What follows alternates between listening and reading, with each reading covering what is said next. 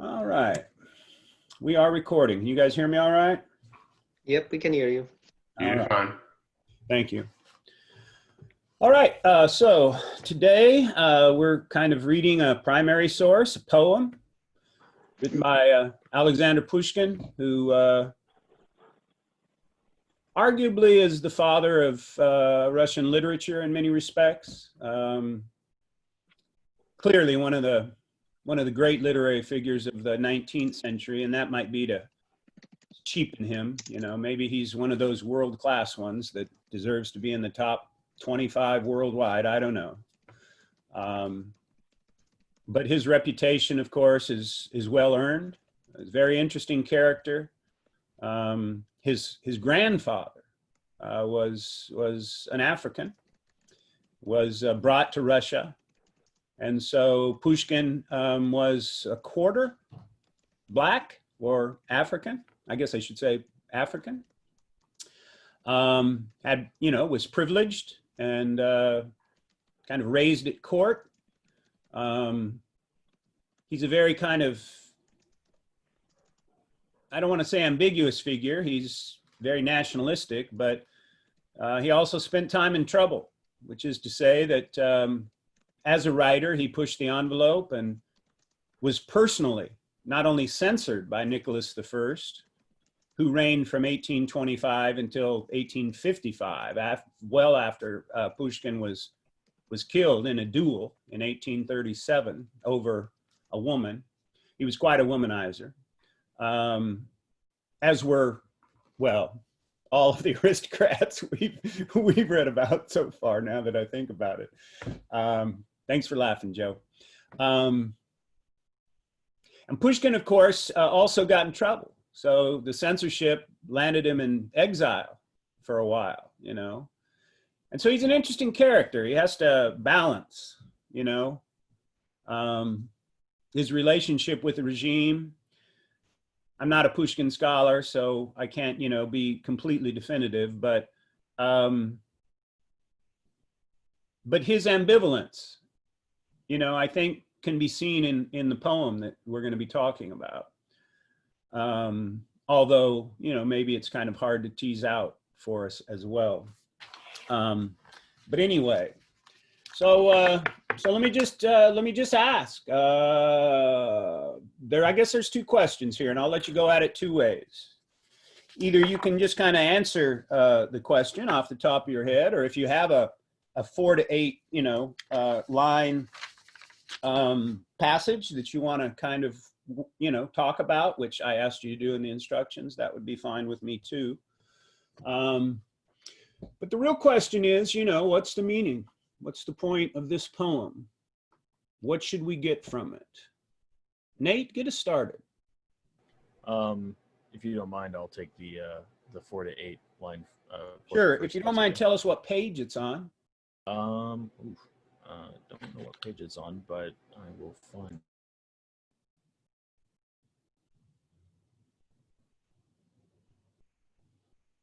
If you can't find where it is, that's fine. If you wrote it down in your notes and you didn't mark the page, that's fine, but it'd be nice to look at.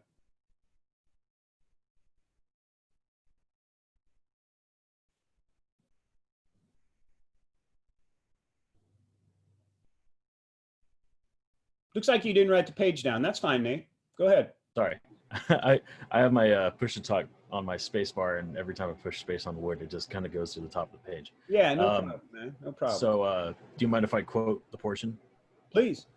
All right. So, bathed in Aurora's purple sheen, had settled back into routine. The streets were open, people showing, cold unconcern, were briskly going about their business, a parade of lowly clerks left home and made its way to work while not despairing. That portion, I believe, like, it was the Russian people's willingness and need to keep moving forward, seemingly unaware of the natural disaster that had occurred, either out of need for work or representation of the Russian will. The workers and the clerks avoided the problem and just went back to their own routine. And this was after the flood, right? After the flood, yes. Yeah. So the water receded and people went back to their daily life. Yeah, pretty much like unconcerned. Okay. And you say unconcerned. All right. Seemingly. Yeah, no, that's a good word. Should we make more out of that? I mean, should we mine that unconcern for something? Is there something in the people's attitude that you think Pushkin might want us to see? Because remember, this poem is it's ingested with meaning, right? It's about a city, it's about an emperor, it's about nature, it's about a lot of things. But it could also be about, well, Petersburgers, right? Right. So what anybody have any thoughts about that? Nate or somebody else? Yeah, Chris, go ahead. Yeah, I'm here on page 4. I mean, wait, do you mind if I talk about which page I found? Yeah, that's fine, and we can come back to this question if you don't address it. Go ahead. Yeah, I'm here on page 4. I just like this one is pretty interesting. It said here, 100 years have passed. We see where swamp and forest stood but lately. The city northern prodigy has ridden, stumptus and stately. Or once a humble Finnish lad, poor foster child in nature's keeping, alone upon the low banks had oft cast his time-worn nets when reaping the water's hidden harvest. Now great towers and palaces endow the bustling banks with grace and splendor. From every corner of the earth come vessels jostling to berth at these rich wharves, now defender. Our city's banks are granite cased, fair bridges interlace her waters, and verdant parks, bedeck those quarters, with which the islands have been graced. All right, go ahead, Chris. Comment on that. What did you want to say about that? It's interesting how you just mentioned the nature part of this, how it has a nature. Yet, like here, Pushkin says here that this is St. Petersburg they're talking about, right? Yes. Yeah, say they mentioned St. Petersburg was once all full of nature. It's full of swamps and trees, but since they started building, well, the land became great. It was like a big bustling city full of ships from all over Europe coming there to trade. So yeah, so talking about nature and yet the beauty of yet the city of St. Petersburg itself and how rich it was. Okay, Chris, are you saying that Pushkin is saying that Petersburg kind of did away with nature? I don't quite understand what you're getting at. It could be that a bit. Well, Yeah, who wants to argue against that? Who wants to argue that Pushkin is not only arguing that nature wasn't destroyed, but in fact, nature was powerful still in Petersburg. Kyle, go ahead. So it's talking about more, I was thinking it was talking more about trying to recreate natural beauty. I mean, it's talking about big granite buildings. It's talking more about, I would think, harnessing nature and making it and still showcasing it rather than just saying they quelled nature, they just pushed it down. But I could be wrong since later on, I mean, well, actually, I think that instead of like just pushing it down and like not resurfacing it, they just quelled it and like try to showcase it, but they still just had that big catastrophe of a flood. So, Okay, and you say they did it. Um, can we all kind of acknowledge or agree that there are people, there are the people here, and Nate actually referred to them in his comment, but that in a way, by what we call metonymy, Peter comes to stand for, you know, his exaltation to being the bronze horseman makes him the representative metaphor for the they, for the Russians, right? For all of Russia, right? Kyle, you see what I'm getting at? And I guess my question is Peter portrayed as I don't know, nature, or as someone who conquered nature? I would say that he is. I during this whole description, I was thinking that they were comparing it to like Washington D.C. I felt like geographically a lot of it was very similar. Like built on a swamp, was literally nothing was there, and they built it from scratch.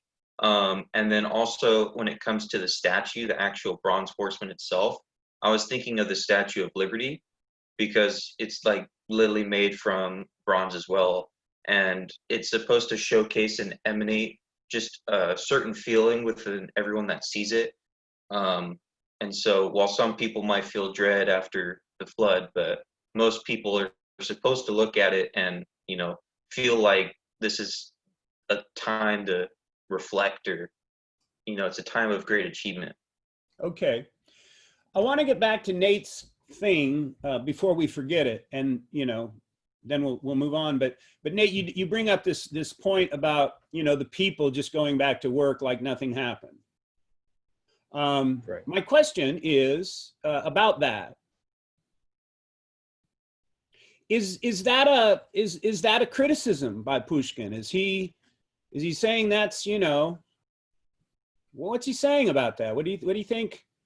I mean, in other words, was Petersburg built to be something that now has become a place that robs the people who live in it of their soul?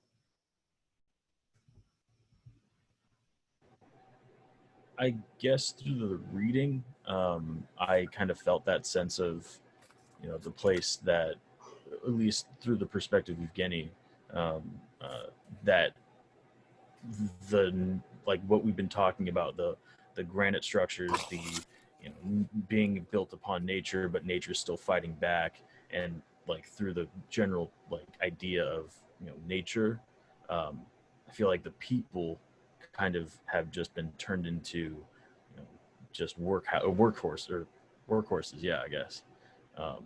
I guess the personality was kind of stripped away, and it was really showcased through the aftermath of the flooding.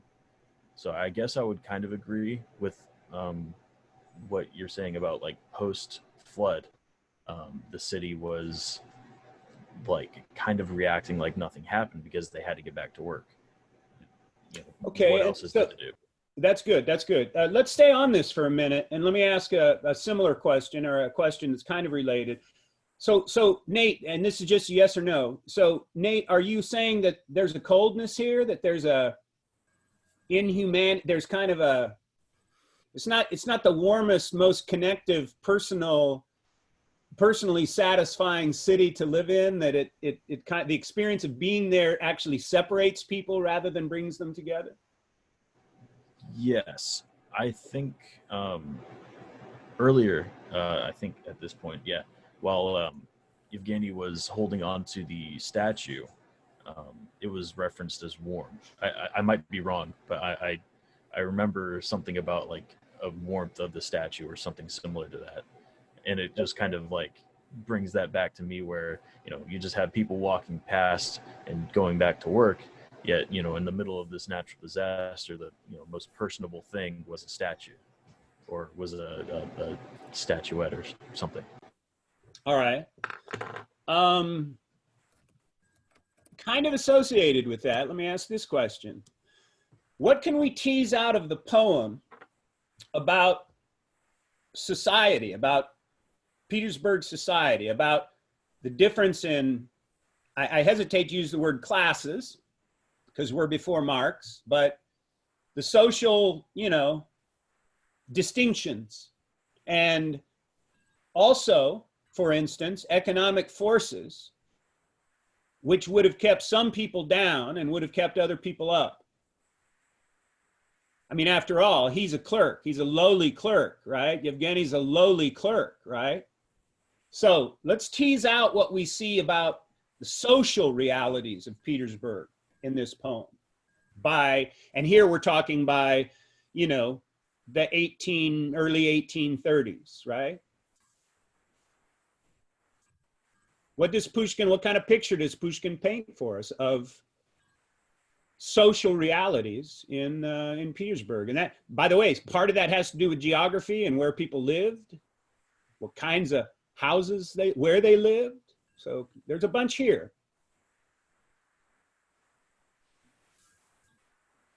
John Henry Klein, you got anything for us? By the way, it's always okay to say no. I don't know for the most part. All righty. Jay, are you there? Jay O'Brien, can you help us on this one? Yeah, I think that what it kind of says about society is it's a little bit, like, it kind of doesn't belong, because it was built on nature, but then nature tried to reclaim the space that it was built upon. So it's kind of like a symbolism for the city not belonging in a way, because it's just so much different than the rest of Russia and like the classical Russia. Okay. So that seems to me to be more about the question of what the poem is trying to say about how easily you can get nature to succumb to your ambitious plans to build a city where maybe a city shouldn't be built, right? Right. But your answer is not about, it's not about society. It's not about the social realities of Petersburg, you know, the rich and the poor, and whether or not some people can get ahead, or, you know, in Yevgeny's case, how he might, you know, end up feeling like the Bronze Horseman has destroyed himself, his life, you know. Yeah. So do you have anything to add about the social stuff, Jay?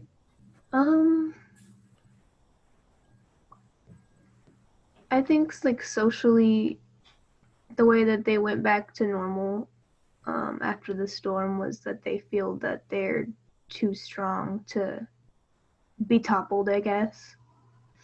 Like, that's how they feel as a people, that they can overcome anything because like they have this great big city. Okay, all right. Umberto, do you have your hand up? Sorry, I was having trouble unmuting myself. That's all right. Yeah. So what I think I understood from the poem is that the poor people don't have time to grieve over their losses like the rich people do. So they just get back to work and start building up their, I guess, their like the things they own, their homes and everything they once had, and like the rich who have to like start from like much farther below than they did, I guess. So. You mean the poor had to start from? Oh yes, I'm sorry. Mm-hmm. Yeah. Okay. All right. Somebody else. Andrew Kazam, are you there? Yes, I am. What do you have to add? Well, towards the end of the poem, I noticed possibly a lot of resentment on Yevgeny's part, and perhaps some of that comes from the statue, which maybe symbolizes, you know, the Tsar or the upper classes of Russia, since that is the only thing, seemingly one of the few things from the flood that survived. Maybe he's resenting that what represents Russia is the elite and the upper classes rather than the poor people or the peasants who make up most of the population and seem to have lost the most as a result of that flood. So in that sense, you are referring to Yevgeny's a sense of helplessness on the part of Yevgeny? Yeah, and it's, I also noticed his quote. He's like, you know, you builder of grand schemes. Yeah, you builder of grand schemes. That's something. Now, is that, I forget exactly, but moments after that, we kind of get an indication that Yevgeny kind of went mad, right? That He hallucinated, at least, right? Yeah, it seems I think he had some sort of vision or like a premonition or something like that, something that frightened him. Now, what do you make of that, Andrew? What do you make of the premonition? What do you make of the madness? What do you make of him going mad? Well, only then.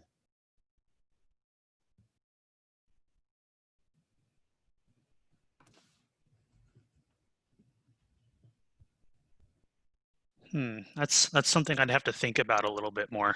All right, you do that. I'm going to go to Ein right now. Are you there, Ein? Is Kettner? Oh, And do I say Ein or do I say Ain? Ain. Ain, all right. Yeah. Okay, Ain, go ahead. Same question to you about his madness. Why do you think he went mad only then, and what should we make of that?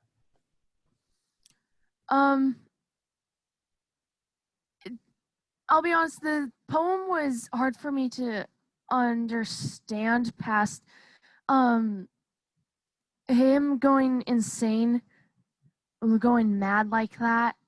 Probably. You're not sure, it sounds. I'm not very certain at this point. I'm sorry. Fair enough.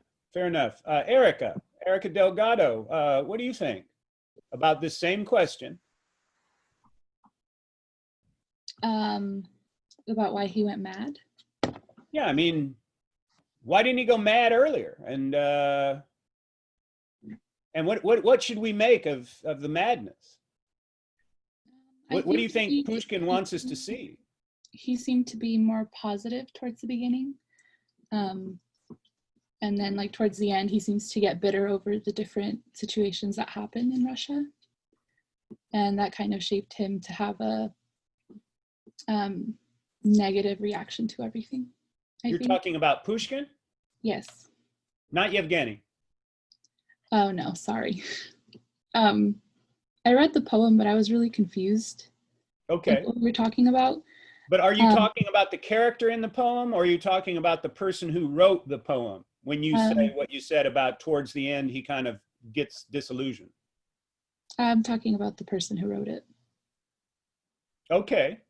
So what you're saying, one thing you're saying is you're saying that Pushkin clearly was not only glorifying Peter the Great. If he was glorifying Peter the Great at all, Pushkin is actually being critical. Is that what you're saying? Yes. Yeah. Because I think at one point, like in the beginning on page 4, he says like our young capital's aura puts ancient Moscow in the shade, just as the new Tsarista's aura must make the Empress Mother fade.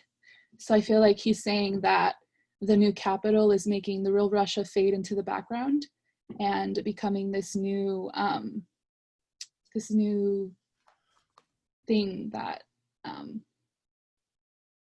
I lost my trail of thought, but okay, and that's good, Eric. That's insightful, and let me just follow up then with you. So what you're saying is that the poem starts out as an ode, as a glorification to Peter the Great, right? I mean, look at all the great things that he's done, and he's created this new capital, and he's put Moscow in the rearview mirror, and all of that kind of stuff, right? And you're saying that those are positive images, right? That's why we love Peter, right? Right, that I think he had like grand intentions, but it didn't result into what he had envisioned.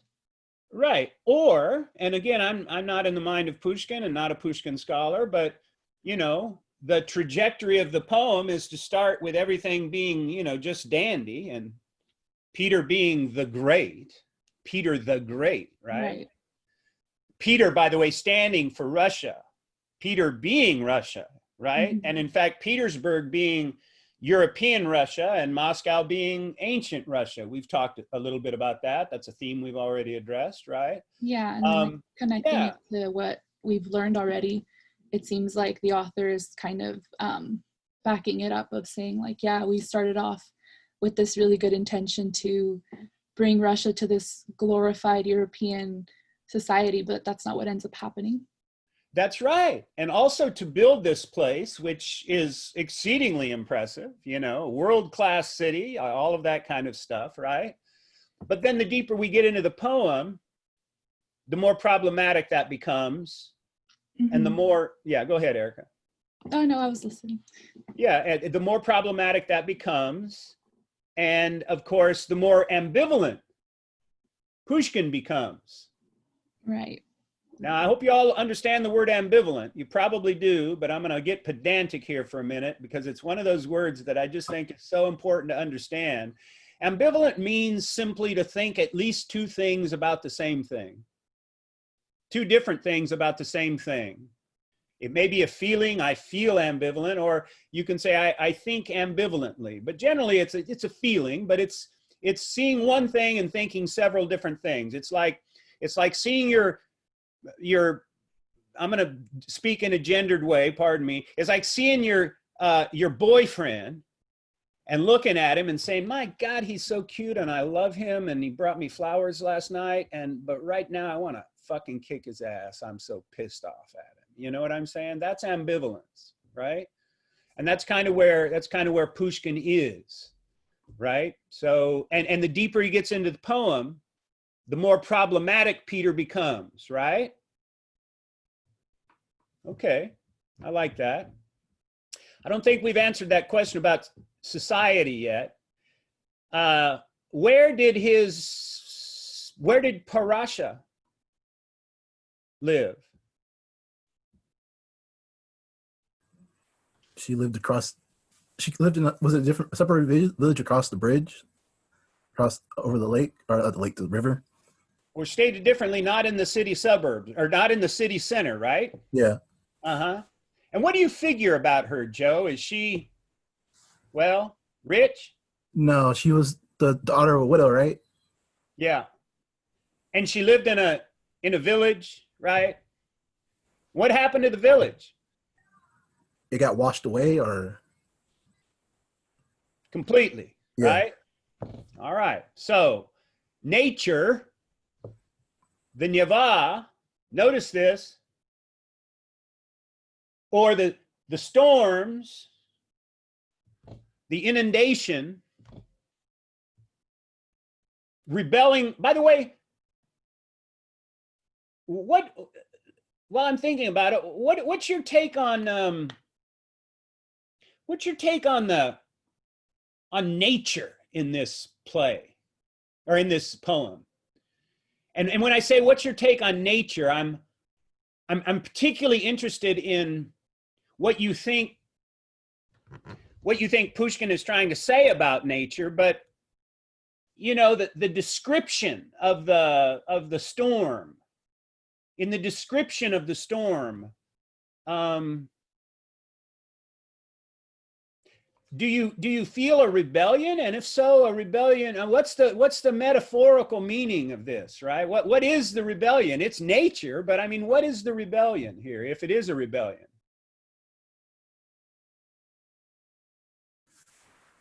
I feel like mostly it describes the rebellion against like Peter the Great's conquering of it, in that sense of like a lot of it rebels against the fact that he laid down his roots of what was going to be Western Europe in that area that was just not very great for it.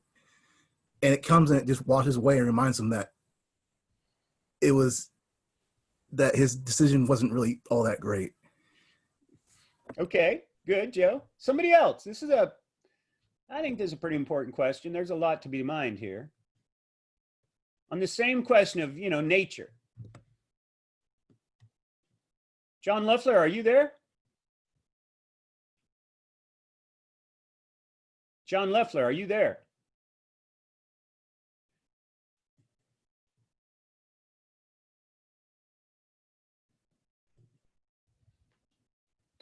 All right, how about Lily Sellers? Are you there, Lily? I'm here. All I right. think it shows that nature was trying to show that it was there first and it still stands, that, you may build a city here, but nature will always have its effects. Nature will always have its effects. Yes. Okay. All right. do you think that, Lily, this is to you again, do you think that Peter thought he might be able to overcome nature? I don't think so, because he added the river into his city as like an effect. He still loved the area and the beauty of it. And even in the poem, it says that Petersburg was the window to Russia. The window to Europe, you mean? Yes. Yeah.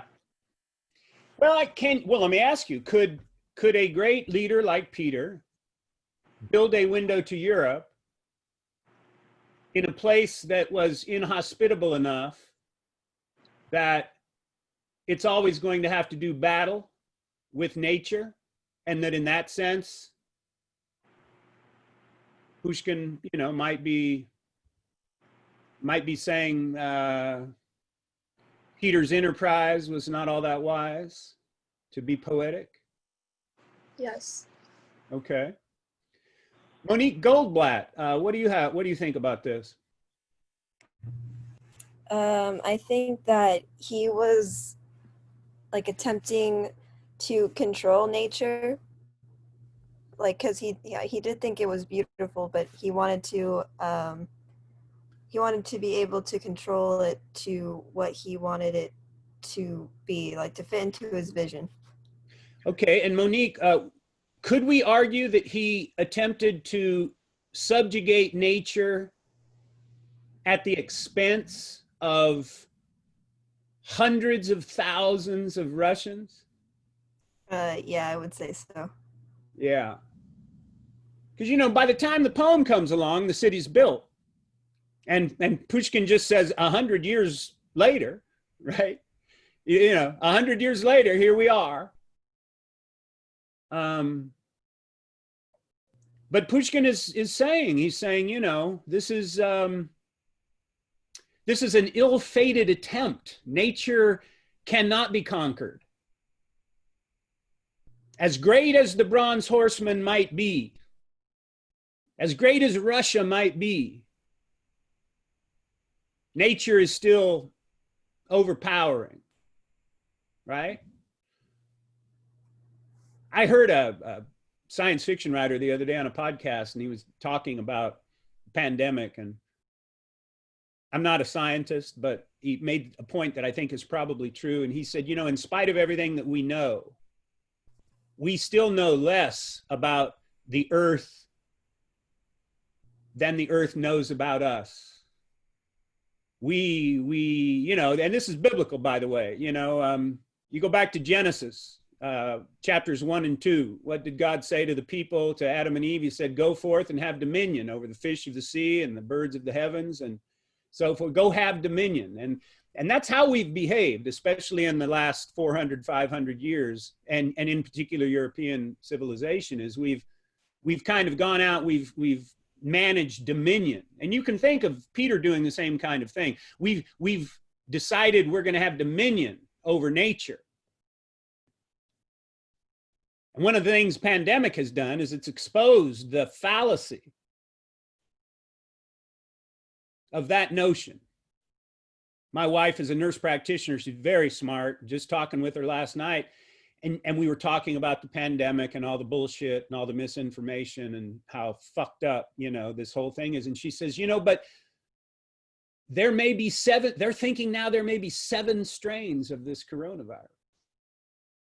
Now, we've been working on this thing as a people for 8 months. The smartest people in the world. By the smartest people in the world, I mean the smartest scientists in the world, everywhere. And we hardly have our head around it. Now think about that. That is the effort of more than 7 billion collective human beings and societies trying to figure out one damn virus. 1 or 7. And when you think about what's the word? The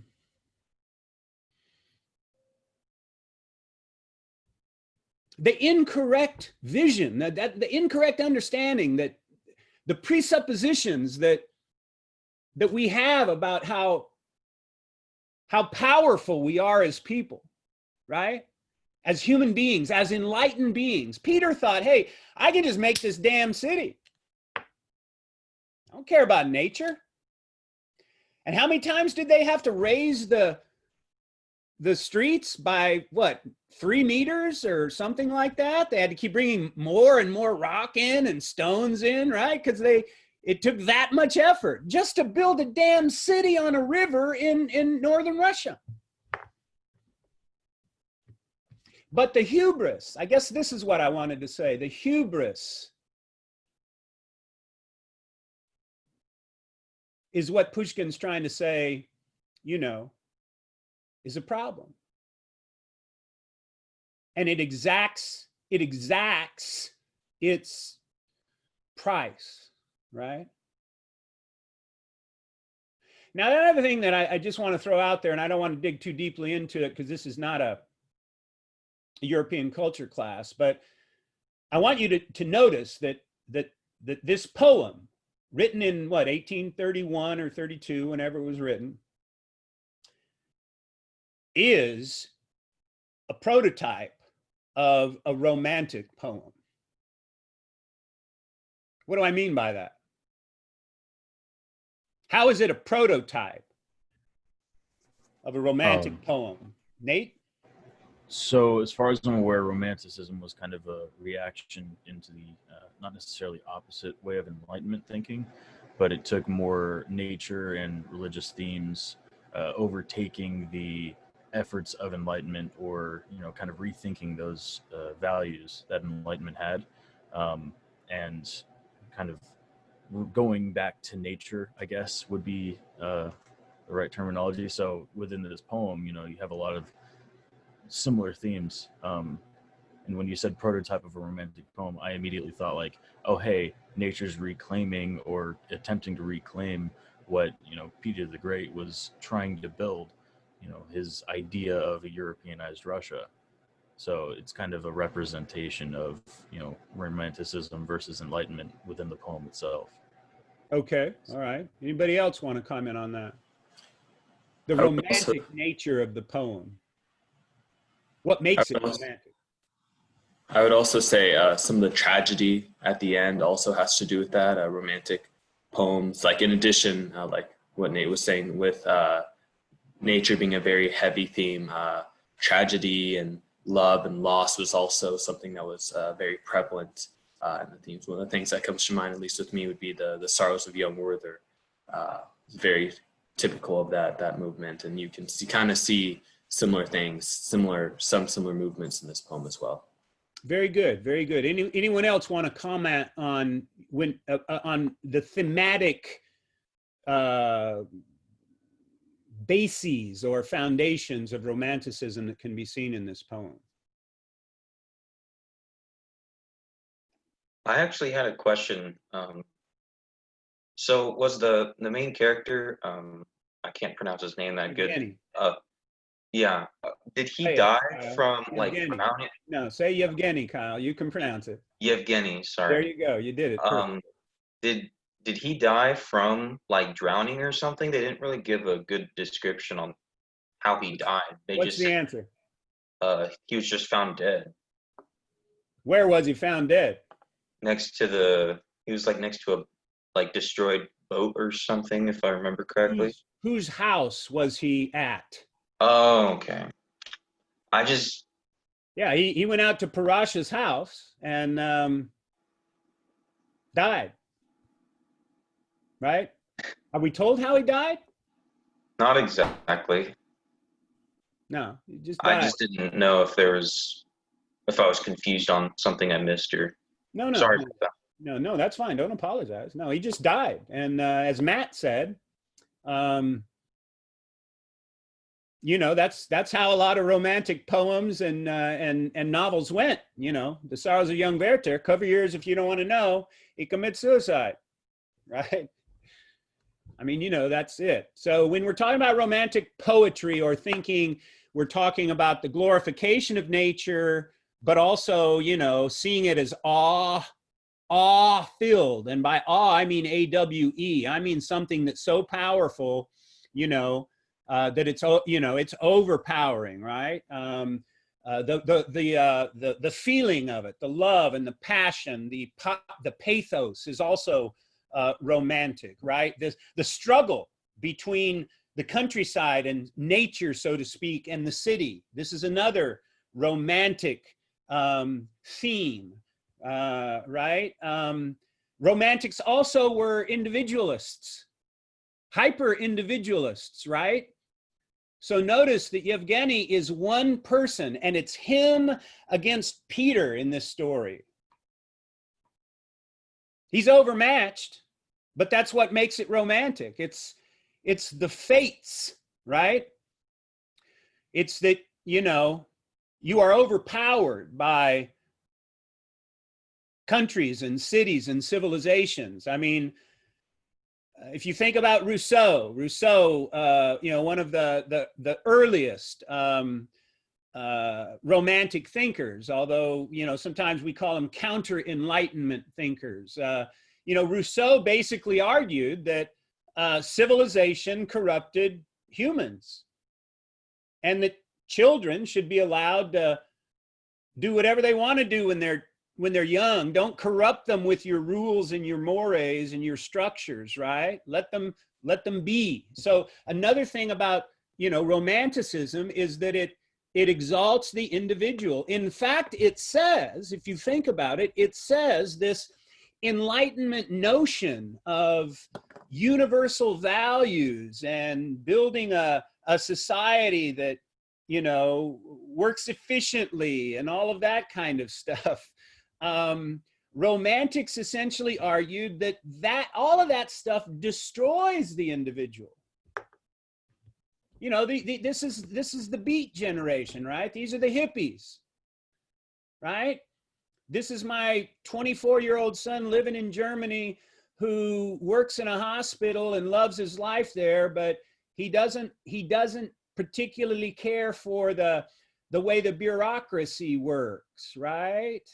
He feels alienated by it, right? See, this is the thing. So romanticism is about all of these things and more, right? So in that sense, Pushkin he's nothing more than a romantic poet here. He's more than that. He's a Russian too. Which, by the way, for those of you that care, and Nate, you probably picked up this in today's reading in 132, but romantics can also be nationalists. And in fact, ethnic nationalism, think of the Brothers Grimm. Think of those, those Brothers Grimm in Germany, so to speak, who spent their adult lives collecting all of those folk tales, right? Why did they collect those folk tales? Because they were trying to make a case for what the German folk are. And their notion was if you study their stories, their folk tales, you can understand their culture and who they are, right? The Brothers Grimm. Well, Pushkin here is he gives us Yevgeny, who's kind of the Russian folk. He gives us Parasha, who's kind of the Russian folk, the people, right? And yet he also tells us that there's this other thing, this empire that Peter built, right? And there's this interplay between this individual, Yevgeny, and the state, which is Peter. And to get back to an earlier question, let me just say, and this is a stereotype, it's probably physiologically inaccurate, but I think, sometimes people just crack under the pressure. They lose their fucking minds. We send our soldiers into war, ask them to do horrible things and have horrible things potentially done to them. And then we're surprised that they come back and they're suffering from PTSD or mental illness. It's a horrible, horrible way, if you ask me, to treat our soldiers. I mean, I would even argue that asking them to go sometimes is a horrible way to treat them, but that's a different question. But the point I'm trying to make is not about soldiers. It's about how much the human mind can endure before it cracks. And I just want you to see that Pushkin is kind of saying, maybe this is too much.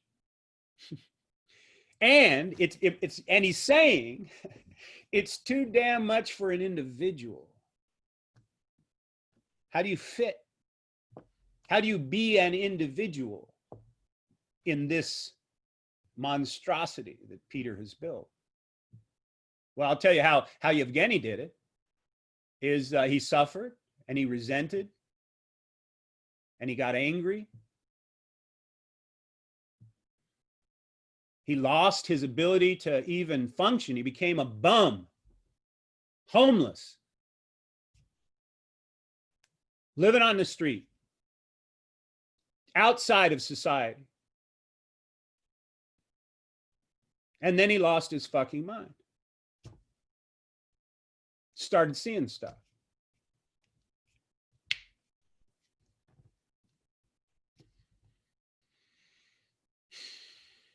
All right, anybody want the last word on this? I had a question. Yeah. Could it be that also going on what you said, could it be that Pushkin was also trying to say that because at the end of the poem, you know, Yevgeny goes insane, but only after he curses the statue of Peter the Great. Could he have been trying to say that anybody who tries to speak out against Peter the Great, so to speak, or anybody who tries to curse him for the problems that have landed end up going mad or dying in the end? This is a very good question, John Henry. Thank you for asking. I think this was actually mentioned in the first chapter of Figus's book. You probably didn't catch up because it's a one-time reference. We'll come back to it probably, I think.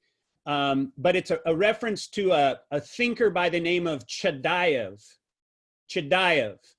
And in 1836, I think it was 1836, I forget the year, but Chadayev had gone to Europe and spent a lot of time in Europe. And basically he came back and said, he said essentially that the West is right and Russia is completely,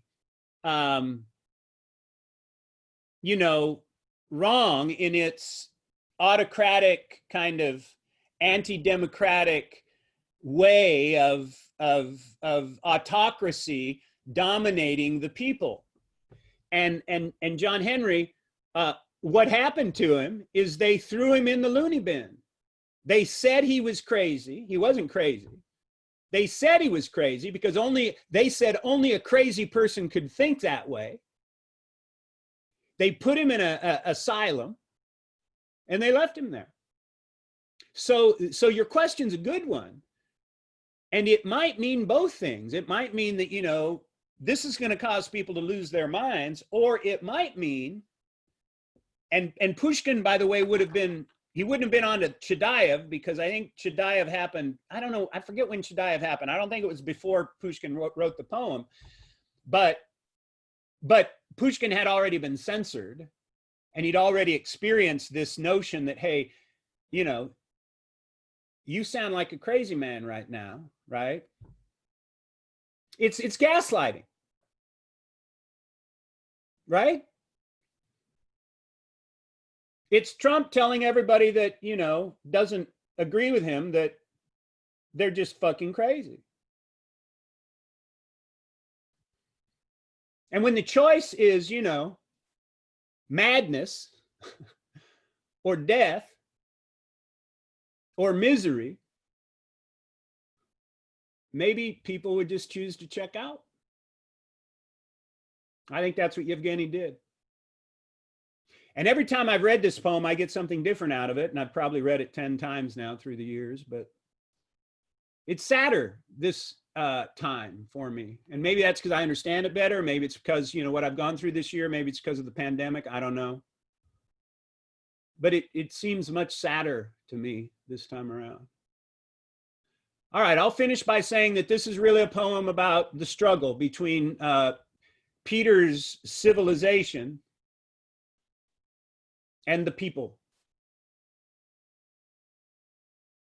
It's also about other things, but you know, I think that could kind of be a big umbrella that the rest of this stuff fits under. So I'm gonna let you guys go. I'm gonna wish you well. I'm gonna tell you, oh, one more thing, just quickly, because I'm behind and having to deal with these breakout rooms and all that stuff.